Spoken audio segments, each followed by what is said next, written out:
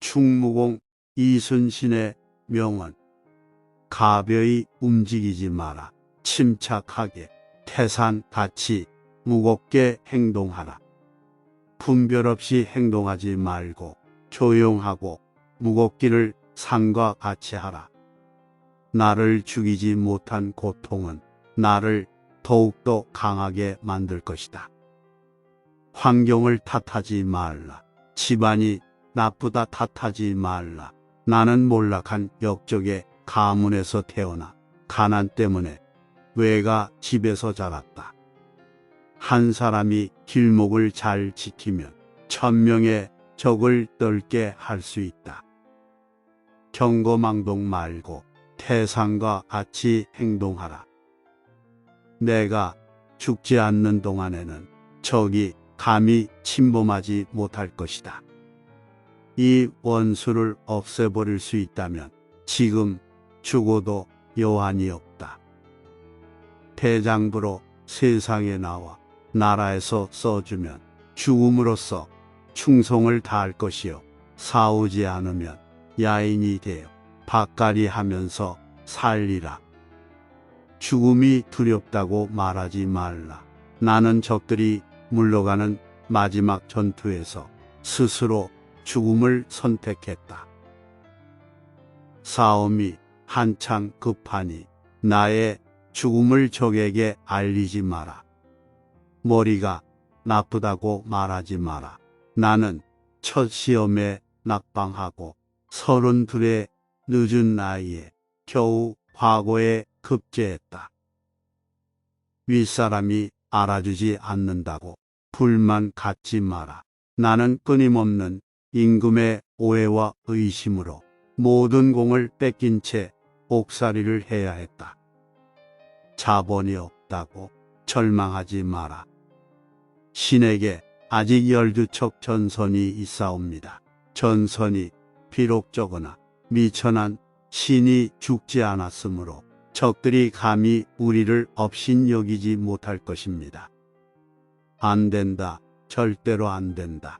아무리 좌수사의 명령이라 하더라도 나라의 물건을 마음대로 자를 수는 없다.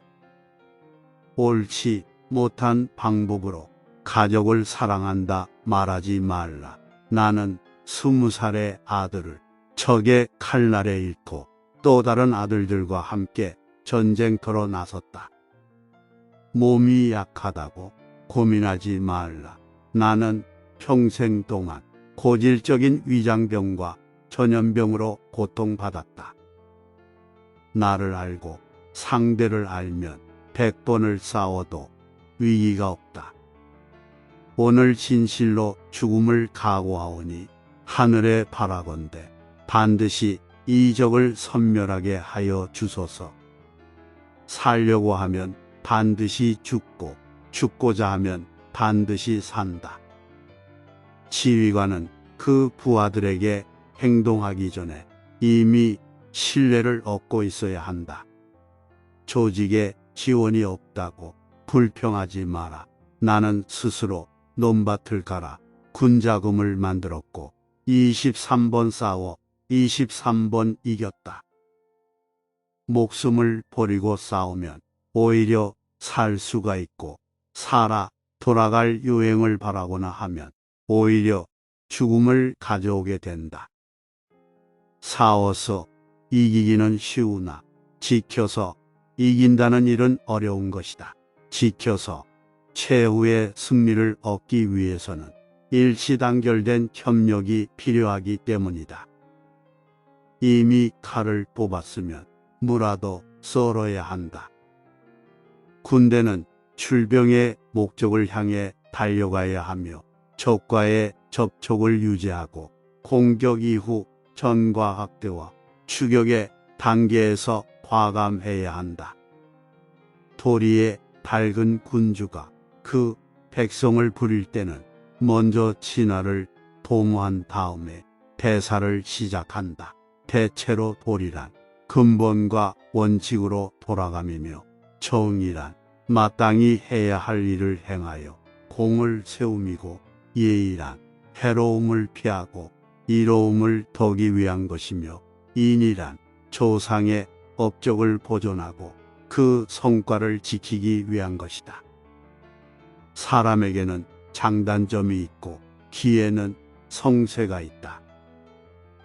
사람은 항상 불가능한 짓을 억지로 하다가 생명을 잃게 되고 또 자기에게 불편한 짓을 억지로 해서 패한다.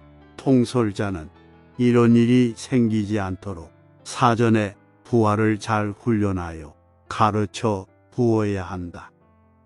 내가 가장 만나기 힘든 사람은 시대의 지성도 어떤 삶의 대가도 아닌 내일의 나다. 내일의 나를 만나기 위해 오늘의 자신을 섬세하게 바라보라. 우리나라 사람은 겁쟁이가 열에 8, 9이요. 용감한 자라고는 열에 1, 2밖에 없으니 평시에 분간하지 않고 서로 섞여서 무슨 소문만 들리면 그저 도망갈 생각만 내어 놀라며 엎치락 뒤치락 다투어 달아나니 설사 그 속에 용감한 자가 있다 한들 혼자서 어찌 번쩍이는 칼날을 무릅쓰며 죽자고 돌진할 수 있겠는가. 윗사람의 짓이라 어쩔 수 없다고 말하지 마라. 나는 불의한 직속 상관들과의 불화로 몇 차례나 파면과 불이익을 받았다. 전투가 치열하니 내가 죽었다는 말을 내지 말고 계속 싸워라.